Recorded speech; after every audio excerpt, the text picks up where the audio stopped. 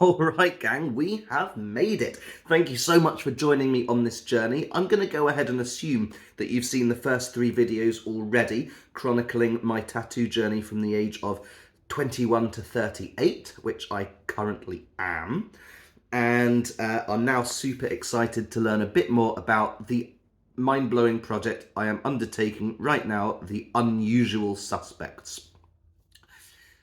Quick flashback. You are still waiting for me to identify my second tattoo. I'm going to do that now. If you haven't seen the others and you like a challenge, I have flashed a secret tattoo to you in 1 or 2 videos already. Did you spot it? If not, pause now if you want the challenge, because I'm going to reveal it to you. It's actually a Where's Wally tattoo. Hence the subtle hint I gave. It's a game, it's a cult, it's a worldwide obsession. Wally was my first hero, an absolute inspiration. He was just so good at hiding, and he's concealed right here under my armpit. Excuse the hair. My biggest mistake with tattoos, the artist was actually going to put him on the other way around, and I said, no, flip him upside down, but now thinking that I'd just show my arm like that. But that's not how the arm rotates, so now he's upside down, but it's not ideal, but worse things happen at sea. Okay, on to the project. So, in January 2023, I got the Happy Ode done. That is my Abbey Road scene with Jarvis Cocker, Meatloaf, David Bowie, and Elvis, which is actually me, Schmelvis, my comedy Jewish Elvis tribute character, taking the Abbey Road scene. And I thought, well, I've got all of my favourite artists on my right shin. If I can come up with a great idea for all of my favourite movie characters or movie references, maybe like part of my top 10, I'll get that on my left shin. But where would I begin? Well, first of all, I'd need, like Abbey Road, an iconic image with a few characters on a film that I love, where I could substitute in my favourite characters. And straight away, I realised, you probably got there as well, The Usual Suspects. I take the lineup scene, I sub out the 5 characters, and put in my favourite 5 characters. And then I thought, well, who would deserve to get inked on me? And in the year since then, I've done about 8 different drafts, and it's gone through a few different changes. I've just picked out a few of my early drawings. This is my very first draft.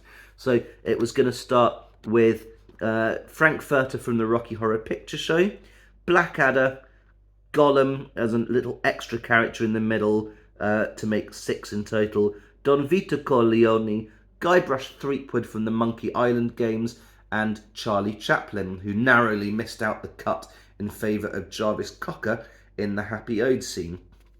So I thought, well, so there's my 6, and I'll give it a month and I'll think about it, and I'll start researching some artists. And the problem with researching artists is once you start, you keep discovering so many amazing artists with so many amazing styles that it's hard to pick just one. So I thought, well, if I were to do it, maybe I could get a different artist to do each character. And then I started thinking, oh, that artist would be great for this character, and that artist would be great for that character. And before you knew it, I started contacting artists, and once I was asking people, I felt like I was a bit committed to it. So on Valentine's Day 2023, I think I had 6 different consultations. I was just jumping around between different tattoo shops, going to meet different artists, and the general consensus was that the characters would need to be bigger in order to justify it. So my idea started expanding and expanding, and once I thought it was getting bigger, I could start adding extra details in. And then I started well, I changed the characters by now, so I dropped Frank and Guybrush, and almost put in the Man with No Name, which is a contender for my favourite character, but then I've already got a Clint Eastwood tattoo and I don't really want to double up.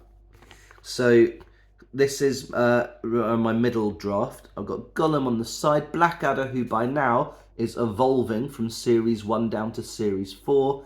Heath Ledger's Joker replaced Frankfurter. I've got the man with no name. I thought, well, I've only got his head, and I could get the rest of the body. And then at some point, I thought, you know who's got a great head for a cowboy? My other god, Larry David. So currently, I'm looking at Larry David replacing Clint Eastwood's head for the man with no name. And there's Charlie Chaplin. Now, I'm not going to tell you too much about each of these characters because they're all going to get their own video, except for this one. This one, you get 2 characters in one. And I'll also show you my penultimate draft. This is life size, so this is to scale.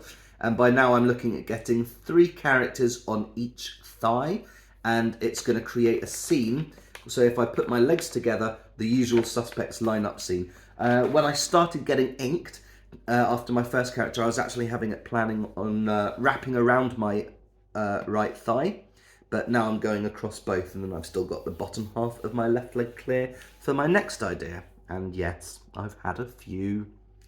Okay, I'm going to show you my first 2 characters now, and then I'm going to talk you through the details. So, you've probably heard me mention in previous videos that I've got over 100 film references, but only 6 characters. And I've also mentioned in the past, I've got 10 2 hands. 10 artists working on this. I'm going to go straight in and show you my first 2. They're the Godfather and they are Blackadder. So my first one is by Vedran Kriskovich. At the time, it was Evil from the Needle in Camden, but unfortunately that closed about a month ago. So this is the Godfather. And I think this is one of the greatest tattoos I've ever seen. Really, really happy with it. There's 11 references. Each character's got their own name. The Godfather is named in tribute to the in-betweeners, a Briefcase Wanker. So the character's Don Vito Corleone with a scar in tribute to... It's a bit of a quiz here as well. In tribute to anyone? No, not Scarface. This is the Lion King, Scar's scar, but it is very similar. Anyone recognise the bow tie? Light blue with yellow polka dots? Late 1980s animated, mixed animation and live action classic. That is Who Framed Roger Rabbit. I've got a rose here, and oh look, it's Wilting Leaves. What could that be a reference to? That is The Beauty and the Beast. What does it take to sell real estate? It takes brass balls to sell real estate. The greatest one-scene character in the history of cinema, thank you Alec Baldwin, in Glengarry Glen Ross. Right here, we've got 2 or 3 references in one. The reason he's called Briefcase Wanker is because he's a vicious wanker, and he's carrying a briefcase containing the soul of Marcellus Wallace. And this is a Pulp Fiction reference, and you'll probably recognise the cover as looking similar to The Dark Side of the Moon. But hold on, Ben, you're thinking, that's an album, this is a movie tattoo. Well, have you seen The Dark Side of Oz, also known as The Dark Side of the Rainbow, known by other names as well? If you haven't, I can't recommend strongly enough, watch The Wizard of Oz in time with The Dark Side of the Moon by Pink Floyd. You mute the film, you stick subtitles on so you can see how trippy the some of the lyrics and the songs are, and you, at the 3rd roar of the MGM Lion, at the start of Wizard of Oz, you hit play on Dark Side of the Moon, watch it, listen to the album on repeat through it, and a number of times within the movie, Dark Side of the Moon actually commentates on what's happening in the film. It's an incredible cinematic experience. Get some drinks and stuff. Get some friends round. If you haven't seen it and you like the album, you like the film, watch them together. It's one of the greatest viewing experiences you could hope to imagine. So this is The Dark Side of Oz, right there. And then the shoes are worn by Bruce Lee in his last film, Game of Death, and paid tribute to in Kill Bill. They are the bride's shoes. So that's about 11 references on The Godfather. And thank you to Vedran Kriskovic. Next up, we've got Blackadder, whose name is Clever Jake, this character's name.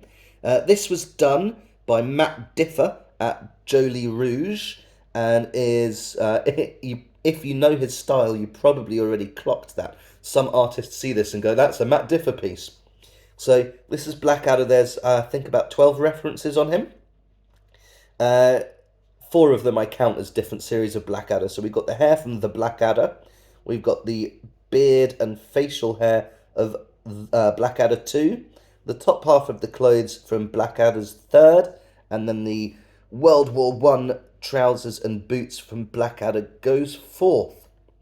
What other references do we have? Well, this is one of the hardest ones to spot of all. You may know that Rowan Atkinson has a mole. Rowan Atkinson's mole's about an inch higher up.